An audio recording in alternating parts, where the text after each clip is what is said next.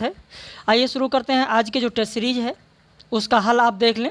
10/6/2022 की जो test series है, आज की जो टेस्ट सीरीज है, और ये टेस्ट सीरीज चाहे आप टीजीटी के लिए तैयारी कर रहे हो, चाहे पीजीटी के लिए, यूजीसी नेट जीआरएफ के लिए या हायर के लिए, सभी के लिए है। और कल आपको पता ही है कि कल टीजीटी पीजीटी की नोटिफिकेशन आ चुकी है। टीजीटी के हिंदी के कुल 557 पद हैं, बालक और बालिका वर्ग दोनों में मिलाकर। ऐसे पीजीटी के बालक और बालिका वर्ग में मिलाकर 85 पद हैं। इसके बारे में मैंने पूरी जानकारी आप लोगों को दे दी है। क्या योग्यता होनी चाहिए टीजीटी के लिए, क्या योग्यता होनी चाहिए पीजीटी के लिए, वो सारी चीज़ें मैंने आप लोगों को वीडियो में बताया है। एप्लीकेशन फॉर्म कल से भरा जा रहा है 9/6/2022 से।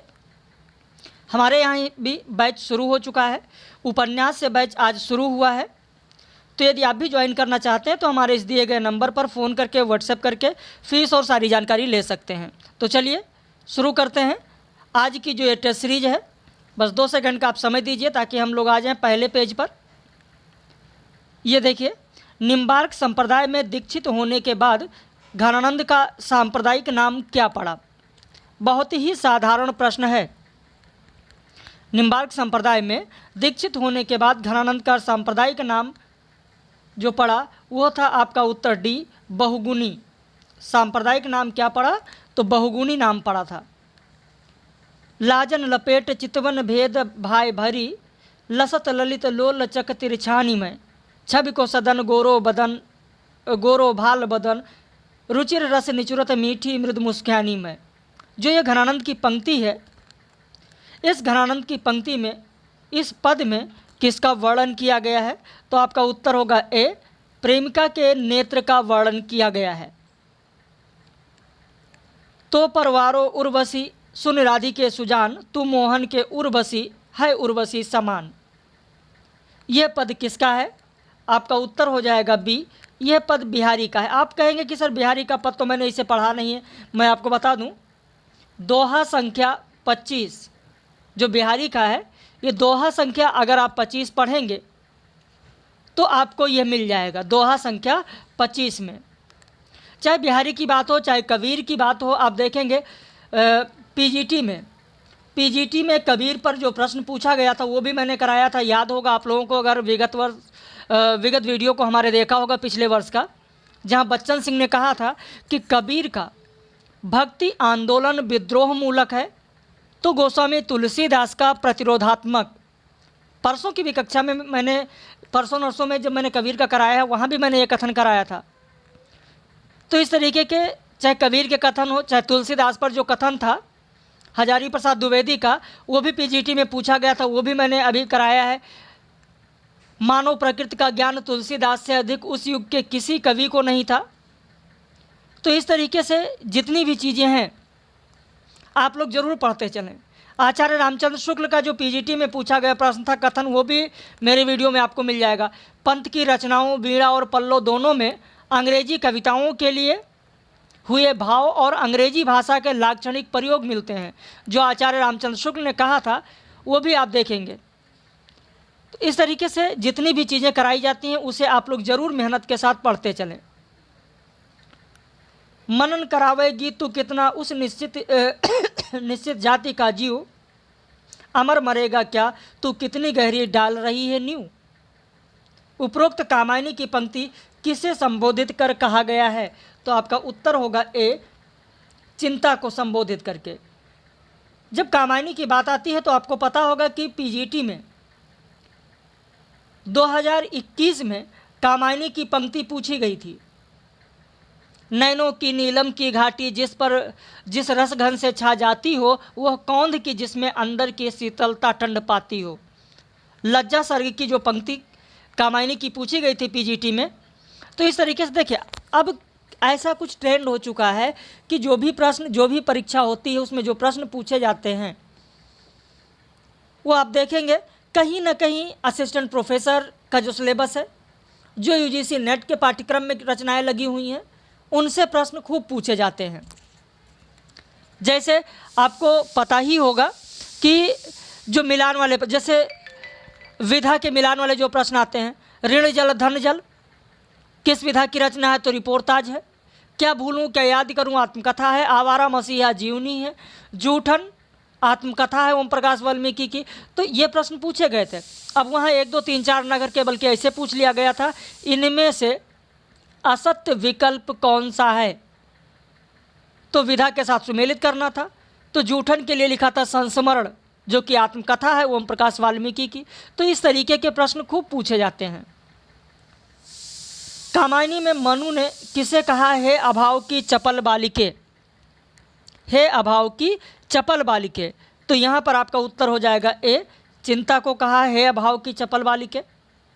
चौक पड़ी युवती चकित चितवन निज चारों ओर पैर, हेर प्यारे को सेज पास नम्र मुख हंसी खिली। उपरोक्त काव्य पंक्ति किसकी है? निराला, पंत, महादेवी वर्मा, दिनकर। तो आपका उत्तर हो जाएगा ए, सूर्यकांत त्रिपाठी। निराला की कविता जो आपके पाठ्यक्रम में है, जूही की कली, जूही की कली जो आपके पाठ्यक्रम में है, उसी की ये पंक्ति है। हम लोग पाठ्यक्रम से बाहर नहीं चल रहे हैं। आप देख रहे हैं कि जूही की कली की जो पंक्ति है वही लिया गया है यहाँ पर। अस्ताचल चले रवि सस छवि विभावरी में चित्रित हुई है, देख यामिनी गंधा जगी। उपरोक्त काव्य पंक्ति किस कविता की है? तो आपका उत्तर हो जाएगा सी, जागो फिर एक बार। निराला की जो कविता है जागो फिर एक बार, जो आपके पाठ्यक्रम में है, आप देखेंगे वहाँ से ये पंक्ति ली गई है। नहीं करब वर हम निर्मोहिया, बिता भरितन बसत न तिनका, बघछल कांक तर रहिया। बन बन फिर सी मसान जगवधि, घर आंगन ओम बनोलिन कहिया। ये जो विद्यापति का पद है, इस विद्यापति के पद में आप देखेंगे ये तीनों चीज़ें आपको मिलेंगी कि ये भगवान शिव की स्तुति से संबंधित पद है। इसमें पार्वती की माता जो मैना है उनकी हृदय की व्यथा कही गई है, और शिव को शमशान में रहने वाला बताया गया है विद्यापति के इस पद में। अगला प्रश्न देखें। लोका मत के भोर रे, जो काशी तन तजय कबीरा, तो रामय कहाँ निहोरा रे। यह पद, इस पद की विशेषता क्या है? अंधविश्वास को दूर करने का प्रयास, ब्रह्मचर्य नियम के पालन पर जोर दिया गया, जीवात्मा और परमात्मा के संबंधों की चर्चा। तो आपका उत्तर होगा एक, केवल एक। अंधविश्वास को दूर करने का प्रयास किया गया है इस पंक्ति के माध्यम से। लोका मत के भोर रे, जो काशी तन तजे कबीरा, तो रामो कहाँ निहोरा रे। कहते हैं काशी में प्राण तजने से, तन तजने से क्या होता है? स्वर्ग मिलता है। तो अगर काशी में तन तजने से स्वर्ग मिलता है तो उसमें फिर राम का कहाँ से निहोरा है? ये कहा गया। यानी अंधविश्वास जो था, उस अंधविश्वास को दूर करने का प्रयास किया गया है। मेरा तेरा मनुआ कैसे इन होई रे, मैं कहता हूँ आँखिन देखी, तू कहता कागद की लेखी, मैं कहता सुरझावन हारी, तू राख्यों उरझाई रे। उपरोक्त कबीर की पंक्ति का आशय क्या है? अनुभव सम्मत ज्ञान को ही प्रमाणिक मानना चाहिए। कबीर ने जीवात्मा रूपी दुल्हन को शुद्ध करने की बात कही है। कबीर ने तीनोंपन, बचपन, जवानी, बुढ़ापा को माना है। बिल्कुल, यहाँ पर उत्तर हो जाएगा डी, 1 2 3। इस पंक्ति का आशय आपको इन तीनों में मिलेगा। अगला प्रश्न देखें। सूर सिकत हठ नाव चलायो, यह सरिता है सुखी। सूरदास के इस पद का आशय क्या है? बालू में नौका का चलाना, जिस प्रकार असंभव है उसी प्रकार गोपियों के हृदय में योग के उपदेश देने का कोई प्रभाव नहीं पड़ता। गोपियाँ कृष्ण के बाल माधुरी पर मुग्ध हैं। गोपियाँ कृष्ण के कमल नयन का वर्णन करती हैं। गोपियों को कृष्ण के अतिरिक्त कुछ भी अच्छा नहीं लगता है। तो यहाँ पर आपका उत्तर हो जाएगा ए, सूर सिकत हठ नाव चलायो, यह सरिता है सुखी। यानी बालू में नौका का चलाना जिस प्रकार असंभव है, उसी प्रकार गोपियों के हृदय में योग के उपदेश देने का कोई भी प्रभाव नहीं पड़ता है। निम्न में से कौन सी प्रवृत्ति कृष्ण भक्ति शाखा की नहीं है? कृष्ण काव्य मूलतः वात्सल्य श्रृंगार और शांत रस में लिखा गया है, बिल्कुल सही है। कवियों की भक्ति सखा भाव और दास्य भाव की है, बिल्कुल सही है। निर्गुण ब्रह्म की भावना देखने को मिलती नहीं, निर्गुण ब्रह्म की भावना यहाँ पर देखने को नहीं मिलती, सगुण ब्रह्म की भावना देखने को मिलती है। तो आपका उत्तर हो जाएगा सी। जहाँ तक कृष्ण भक्त कवियों की बात है तो आप देखेंगे कि पीजीटी में आप देखेंगे तो मीरा पर आधारित भी प्रश्न पूछे गए हैं, मीरा पर आधारित प्रश्न पूछे गए हैं। और महिला लेखिकाओं की अगर हम बात करें तो आपको पता होगा सुभद्रा कुमारी चौहान, नाम तो सुना ही होगा, सुभद्रा कुमारी चौहान। इनकी एक कविता है जिसका नाम है उल्लास। उल्लास की पंक्ति भी पीजीटी की परीक्षा में पूछी गई थी, याद है ना? अगर जिन लोगों ने दिया होगा उनको पता होगा। सहसों के सुंदर प्रभात का मैंने नौ विकास देखा, यौवन की मादक लाली में यौवन का हुलास देखा। उल्लास कविता की जो ये पंक्ति है सुभद्रा कुमारी चौहान की, वो भी पूछी गई है। कामायनी का हृदय किस सर्ग को कहा जाता है? कामायनी का जो हृदय है वो किस सर्ग को कहा जाता है? तो आपका उत्तर हो जाएगा सी, लज्जा सर्ग को कहा जाता है। जूही की कली की विशेषता क्या है? जूही की कली और पवन का मानवीकरण किया गया है। नायिका जूही की कली नायक पवन के वियोग में है। केवल एक सही है, केवल दो सही है, एक और दो दोनों सही है, ना तो एक ना ही दो। तो आपका उत्तर हो जाएगा सी, एक और दो दोनों सही है। आंसू कविता से संबंधित असत्य विकल्प कौन सा है? असत्य विकल्प पूछा गया है। आंसू का मुख्य भाव विरह श्रृंगार है, बिल्कुल सही है, सही है। आंसू का आधार असीम व्यक्ति है, बिल्कुल सही है। आंसू के नायक को दुर्दिन में अपने गत वैभव विलासपूर्ण जीवन का स्मरण हो आता है, बिल्कुल सही है। आंसू कविता का भाव वात्सल्य है, गलत है। तो हमारा उत्तर होगा यहाँ पर डी, आंसू कविता का भाव वात्सल्य नहीं है बल्कि विरह श्रृंगार है। आओ बने शुभ साधना के आज के साधक सभी, निज धर्म की रक्षा करें जीवन सफल होगा तभी। भारत भारती की जो ये पंक्ति है इसका आशय क्या है? सच्चा साधक वही है जो अपने धर्म की रक्षा करे, बिल्कुल पहला ही विकल्प सही है। आओ बने शुभ साधना के आज से साधक सभी, निज धर्म की रक्षा करे जीवन सफल होगा तभी, यानी सच्चा साधक वही है जो अपने धर्म की रक्षा करे। यह गीत भुआली की है हवा हुजूर, यह गीत की है दवा हुजूर। किसकी? यहाँ पर जो खाली स्थान है इसके खाली स्थान के जगह पर किस रोग का नाम है? बुखार, सरदर्द, डायबिटीज, तपेदिक। उत्तर हो जाएगा आपका डी, तपेदिक। आप देख रहे हैं किस तरीके के प्रश्न परीक्षा में पूछे जाते हैं। लाख लाख पंछी सौ हिरणदल, चांद के कितने किरणदल, झूमते वन फूल फलियाँ, खिल रही अज्ञात कलियाँ, हरित दुर्वा रक्त किसलय, पूत पावन पूर्ण रसमय। उपरोक्त पंक्ति किसकी है? सुमित्रानंदन पंत, महादेवी वर्मा, केदारनाथ अग्रवाल, भवानी प्रसाद मिश्र। उत्तर हो जाएगा डी, भवानी प्रसाद मिश्र। भवानी प्रसाद मिश्र की कविता जो सतपुड़ा के जंगल है, सतपुड़ा के जंगल आप लोगों ने पढ़ा होगा। सतपुड़ा के जंगल, सतपुड़ा के जंगल कविता की यह पंक्ति है। अगला प्रश्न, रापी से उठी हुई आंखों ने मुझे क्षण भर टटोला और फिर जैसे पतियाए हुए स्वर में वह हंसते हुए बोला।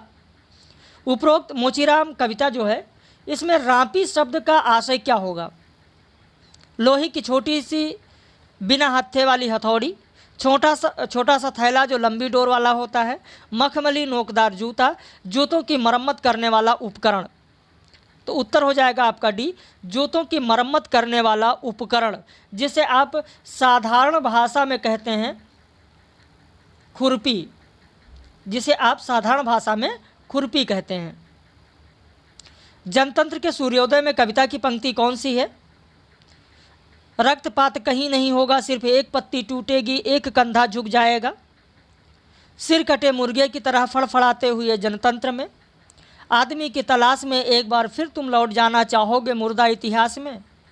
यह जानकर कि तुम्हारी मातृभाषा उस महरी की तरह है जो महाजन के साथ रात भर सोने के लिए एक साड़ी पर राजी है। तो यहाँ पर उत्तर हो जाएगा डी। ये सभी की सभी पंक्तियाँ जनतंत्र के सूर्योदय में कविता की हैं। केदारनाथ अग्रवाल के किस कविता का मूल शीर्षक गीत है? मेरी धरती और मैं, किसान से, मांझी न बजाओ बंसी, प्यासी धरती की पुकार। तो आपका उत्तर हो जाएगा सी, मांझी न बजाओ बंसी। पलकों पर हौले हौले तुम्हारे फूल से पाँव, मानो भूल कर पड़ते हृदय के सपनों पर मेरे। उपरोक्त पंक्ति शमशेर बहादुर के किस कविता की है? भारत की आरती एक पीली शाम, शाम होने को हुई धूप। उत्तर हो जाएगा आपका डी, दूब। शमशेर बहादुर की कविता भारत की आरती में किस नदी का भी जिक्र है? गंगा नदी, यमुना नदी, सरस्वती नदी, सरयू नदी। देखिए यह पंक्ति आपको याद होगा, भारत की आरती जो कविता है शमशेर बहादुर की पंक्ति है, जन का विश्वास ही हिमालय है, भारत का जन जन ही गंगा है, हिंद महासागर लोकाशय है। तो यहाँ पर आपका उत्तर हो जाएगा ए, गंगा। प्रश्न कैसे लग रहे हैं ज़रूर बताइएगा। और UPHSC हायर के लिए हमारे यहाँ बैच आज से शुरू हुआ है, नया बैच उपन्यास इकाई से। हायर के लिए उपन्यास इकाई से आज से बैच प्रारंभ हुआ है, UPHSC हायर के लिए। और UGC नेट के लिए, UGC नेट के लिए भी आज से लोग जुड़ रहे हैं क्रैश कोर्स में, जिनमें उनको भी उपन्यास से ही सारी चीज़ें मिलेंगी। बाकी जो छूट गया है, जो इससे पहले की इकाई है, वो आगे इसके इन इकाई समाप्त हो जाने के बाद मिलेगी।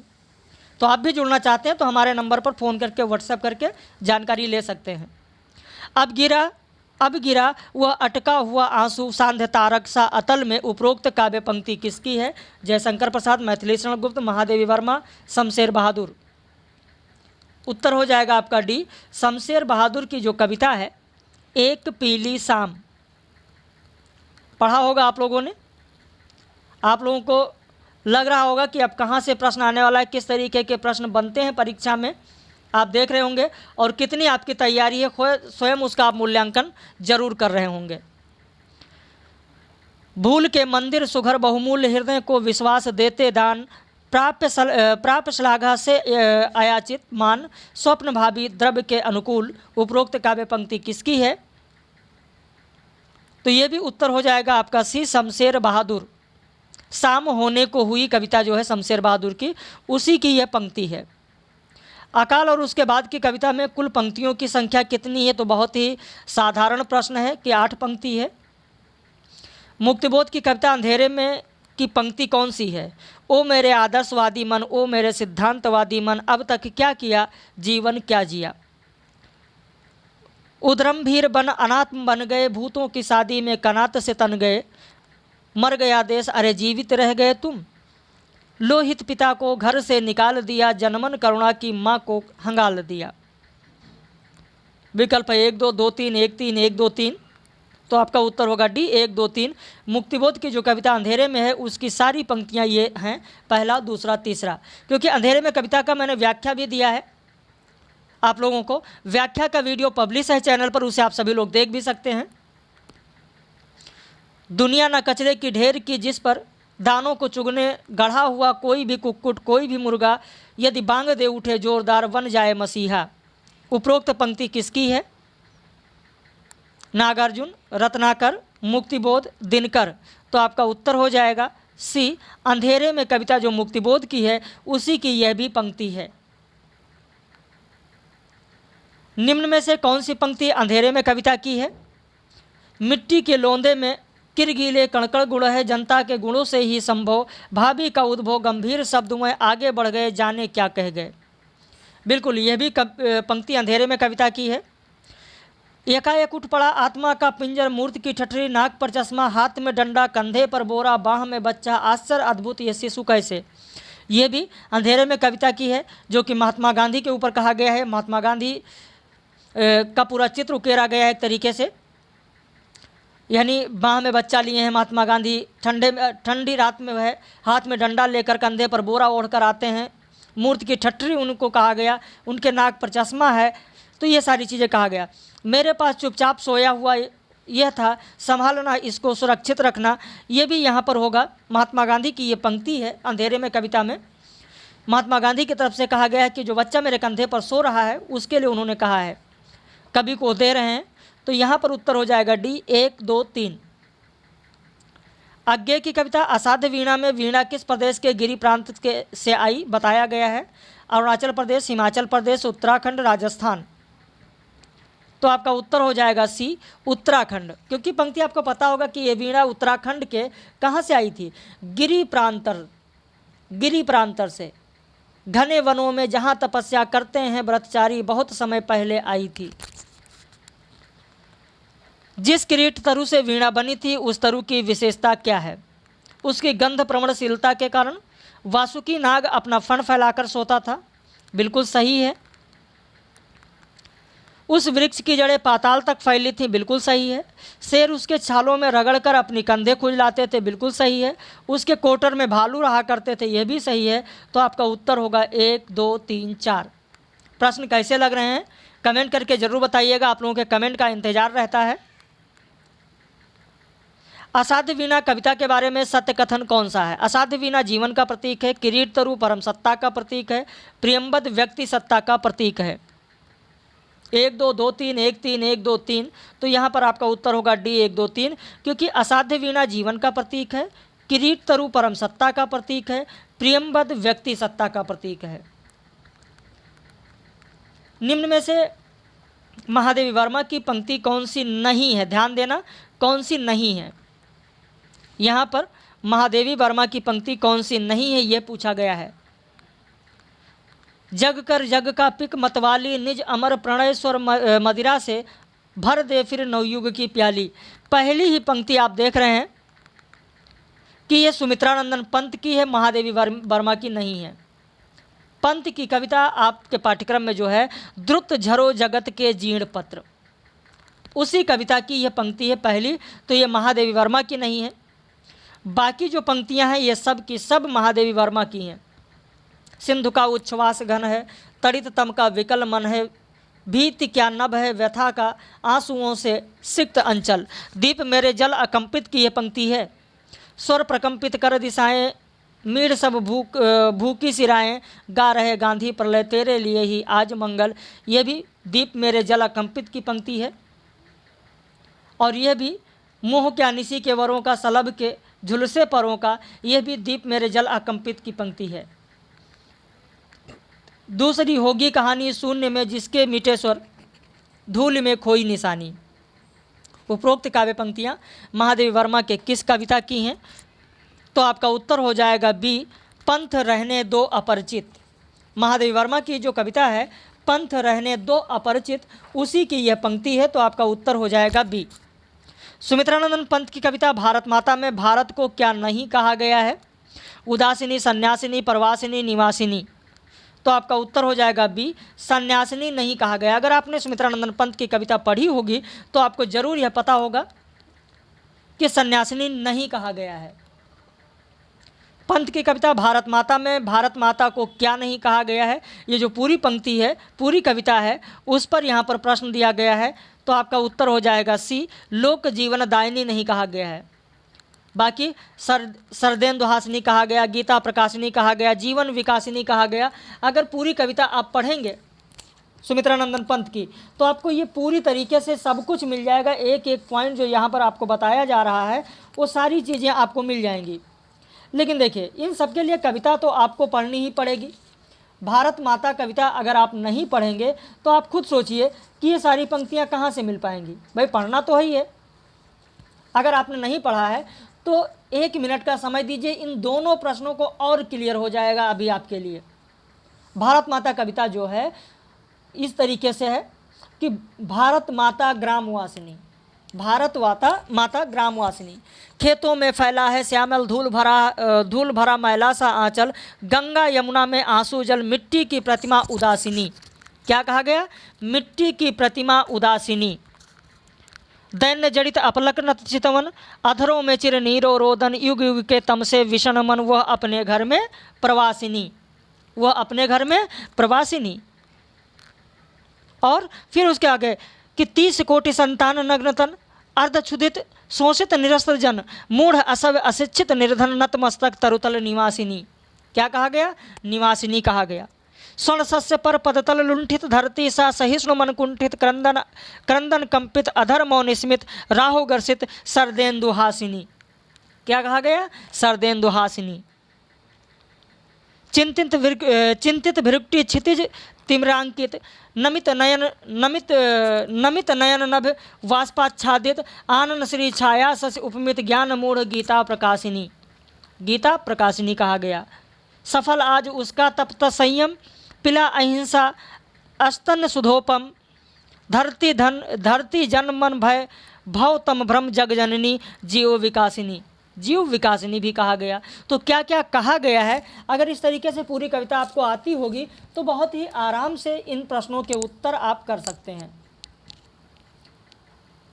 तूने ही पहले बहुदर्शनी गाया जागृत का गाना श्री सुख सौरभ का नभचारणी गूंथ दिया ताना बाना। उपरोक्त काव्य पंक्ति सुमित्रानंदन पंत की किस कविता की है? प्रथम रश्मि, नौका विहार, संध्या, एक तारा।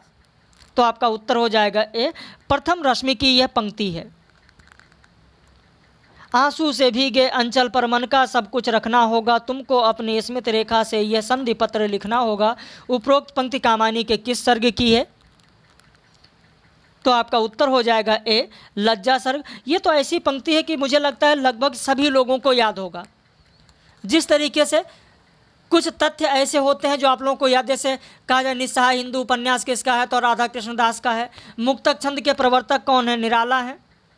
रत्नाकर जोपम कथा पुस्तक का संबंध किससे है? तो बज्रयानी सिद्ध से है। या जुलूस रुका है रचना विवेकी राय का है। शिखरों के सेत शिवप्रसाद सिंह का है। तुम चंदन हम पानी विद्या निवास का है। सदाचार का तवीज हरिशंकर परसाई का है। तुलसीदास चंदन घिस है हरिशंकर परसाई का है। तांबे के कीड़े किसका है? भुवनेश्वर का है। तो ये विष्णु प्रभाकर किसका? आवारा मसीह किसका? विष्णु प्रभाकर का है। तो इस तरीके से, या भ्रूण हत्या निबंध किसका है? भारतेंदु का है।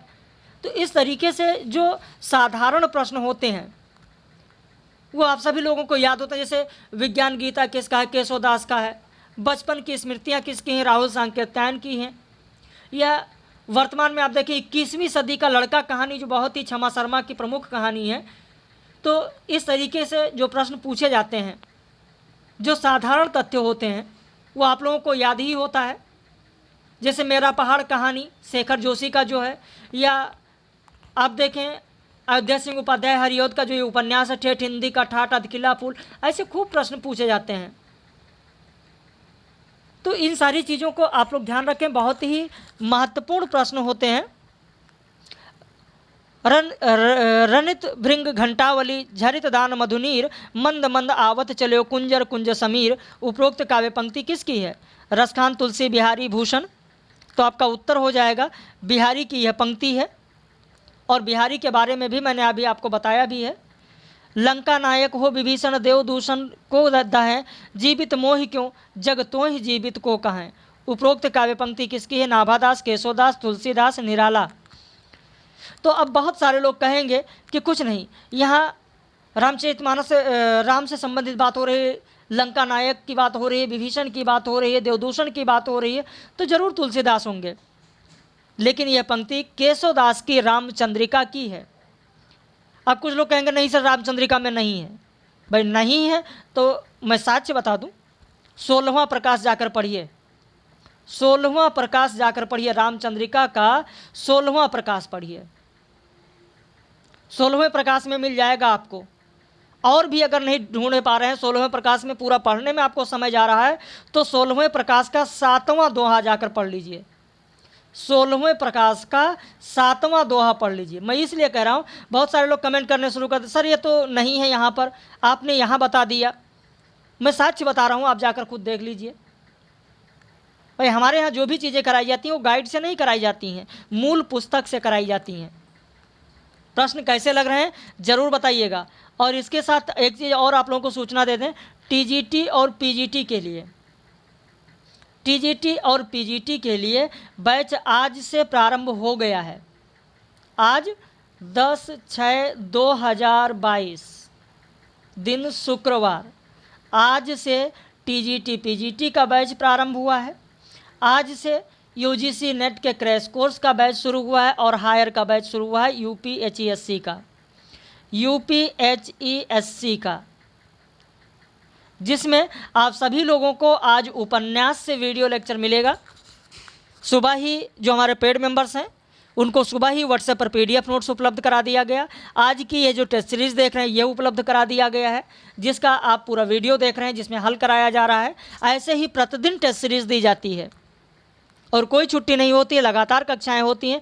यदि आपको प्रश्न अच्छे लग रहे हैं, हमारे चैनल पर जाइए, 4, 6, 10, 20 वीडियो आप देख लीजिए। जब आपको लगे कि नहीं, हर जगह से अलग है, चीज़ें बेहतर मिल रही हैं, तो आप हमारे यहाँ एडमिशन ले सकते हैं। रामचंद्रिका में कुल कितने प्रकाश हैं? तो आपका उत्तर हो जाएगा सी, कुल प्रकाश की संख्या 39 है। चढ़िबो मैन तुरंग पर चलिबो पावक माहि प्रेम पंथा ऐसो कठिन सबको निभात नाही। उपरोक्त पंक्ति किसकी है? तो आपका उत्तर हो जाएगा ए, रहीम की पंक्ति है। किसी एक को नई वधू की सहमी सी पायल धुन, किसी दूसरे को शिशु की किलकारी, एक तीसरे को मंडी की ठेलम ठेल, ग्राहकों की आस्पर्धा भरी बोलियां। असाध्य वीणा में वीणा के बजने की ध्वनि एक, दूसरे, तीसरे, चौथे आदि कहाँ तक बताया गया है? अब आप खुद सोचिए कि अगर पंक्ति आपने नहीं पढ़ा होगा तो मुझे नहीं लगता है कि इस प्रश्न को हल कर पाएंगे, और इसी तरीके से आपको पढ़ना है। तो यहाँ पर आपका उत्तर हो जाएगा ए, 8वें तक बताया गया क्रम में, एक, दूसरे, तीसरे, चौथे, 5वें, 6ठे, 7वें और 8वें तक बताया गया है। अगला प्रश्न, आज हम सहरातियों को पालतू मालंच पर संवरी जूही के फूल से सृष्टि के विस्तार का, ऐश्वर्य का, औदार्य का। उपरोक्त पंक्ति किस कविता की है? दूब, जूही की कली, हरी घास पर क्षण भर, कलगी बाजरे की। अब यहाँ पर भी आप ध्यान दीजिए, जिन लोगों ने नहीं पढ़ा होगा कविता, ये जूही के फूल यहाँ पर देखकर और विकल्प लगा देंगे कि जूही की कली है, लेकिन नहीं, गलत। उत्तर होगा डी, कलगी बाजरे की। अगर कलगी बाजरे की आपने कविता पढ़ी है तो आप देखेंगे कि यह आपको पंक्ति मिलेगी, कलगी बाजरे की है, ना कि जूही की कली। ध्यान रखना, शब्दों पर जाएंगे, प्रश्न गलत होगा अगर नहीं पढ़े होंगे तो। यह दीप अकेला कविता में दीप को क्या नहीं कहा गया है? जिस तरीके से भारत माता कविता में मैंने पूछा कि भारत माता को क्या नहीं कहा गया है, ठीक उसी तरीके से यह दीप कविता में भी आप देखेंगे कि 2 प्रश्न मैंने दिया, 44 और 45 और 46। 45 का उत्तर हो जाएगा डी, हवी नहीं कहा गया, और 46 का उत्तर होगा डी, अमृत फल नहीं कहा गया। अब अगर कविता आपको याद है, 1 मिनट का समय दें, मैं पूरी कविता आपको बता देता हूं कि क्या क्या कहा गया है। कविता ऐसे शुरू होती, यह जन है, क्या है? जन। देखिए, जन कहा गया, यह जन है गाता गीत जिन्हें फिर और कौन आएगा। पनडुब्बा, क्या कहा गया? पनडुब्बा ये मोती सच्चे फिर कौन कृत लाएगा, समिधा ऐसी आग हठीली बिरला सुलझाएगा। तो जन कहा गया, पनडुब्बा कहा गया, समिधा कहा गया। अब उसके बाद देखें, यह अद्वितीय, यह मेरा, यह मैं स्वयं विसर्जित, यह मधु है, क्या है? मधु है, स्वयं काल की मौना का युग संचय। यह गोरस, जीवन कामधेनु का अमृत पूत पे, यह अंकुर फोड़ धरा को रब को तकता निर्मय। तो इस तरीके से मधु कहा गया, गोरस कहा गया, अंकुर कहा गया। बाकी पूरी पंक्ति यह है कि यह प्रकृत स्वयंभू ब्रह्म अयुत, इसको भी शक्ति दे दो, यह दीप अकेला स्नेह भरा है, गर्भ भरा मदमाता पर। अगला प्रश्न देखें, चला रहे थे 1 नहीं 2 नहीं 3 चक्र, नागार्जुन की कविता खुरदरे पैर की। उपरोक्त पंक्ति में रेखांकित शब्द का आशय क्या होगा? 3 चक्र किसके लिए कहा गया है? ऑटो रिक्शा, रिक्शा, इक्का, हाथ गाड़ी। तो आपका उत्तर हो जाएगा बी, रिक्शा। कहाँ गया धनपत कुबेर, वह कहाँ गई उसकी वह अलका, नहीं ठिकाना कालिदास के व्योम प्रवाही गंगा जल का। उपरोक्त काव्य पंक्ति किस कविता की है? विकल्प में है कालिदास, बादल को गिरते देखा, हिमालय, भूल और गलती। यह भी प्रश्न कुछ जो लोग नहीं जानते होंगे, नहीं पढ़े होंगे, वो लगाएंगे कालिदास, जबकि कालिदास गलत। उत्तर हो जाएगा बी, बादल को घिरते देखा है कविता की यह पंक्ति है। धूलि धूसर है तो क्या, यों तो मृण मात्र गात्र भी, वस्त्र में वल कलों से तो है सुरम सुपात्र भी। उपरोक्त काव्य पंक्ति किसकी है? जयशंकर प्रसाद, मैथिली शरण गुप्त, निराला, तुलसीदास। तो आपका उत्तर हो जाएगा बी, मैथिली शरण गुप्त की जो रचना है साकेत, जो आपके पाठ्यक्रम में है साकेत। और साकेत के किस सर्ग की है वो भी आपको बता दें, तो साकेत के नवम सर्ग की है, जो आपके पाठ्यक्रम में है नवम सर्ग की यह पंक्ति है। मैथिली शरण गुप्त की रचना साकेत के नवम सर्ग की यह पंक्ति है। सतपुड़ा के जंगल में गोढ़ जनजाति किसको पालकर बैठे हैं? मुर्गे और तीतर, हिरण और मुर्गा भी, भेड़ और बकरी, गधे और ऊंट। तो उत्तर है 4 मुर्गे 4 तीतर। याद आया? तो 50 का उत्तर ए हो जाएगा। अब अगर आप हमसे जुड़ना चाहते हैं, जिन लोगों को हमारा नंबर नहीं पता है वो नंबर नोट कर लें। यहाँ पर 80 52 58 4004, इस नंबर पर फ़ोन और व्हाट्सएप करके फ़ीस और सारी जानकारी आप ले सकते हैं। वैसे यहाँ पर नंबर ये देखें, पूरा स्क्रीनशॉट आप ले लें। आज की जो ये टेस्ट सीरीज़ थी जिसमें 50 प्रश्न था, मैंने आपको हल कराया। प्रश्न कैसे लगे आप ज़रूर कमेंट करके बताइएगा। टीजीटी, पीजीटी, हायर और यूजीसी नेट के लिए आज से बैच प्रारंभ हो गया है। यदि आप भी जुड़ना चाहते हैं तो आप इस हमारे नंबर पर फ़ोन करके व्हाट्सएप करके फ़ीस और सारी जानकारी ले सकते हैं। और जिस तरीके की टेस्ट सीरीज़ आपने देखा, इस तरीके की टेस्ट सीरीज़ प्रतिदिन भी होती है हमारे यहाँ, और रविवार को 50-50 प्रश्नों की 2 टेस्ट सीरीज होती है। तो उम्मीद करते हैं कि आप सभी लोगों को अच्छा लगा होगा। बाकी हम लोग फिर मिलेंगे रात में 9 बजे लाइव कक्षा में।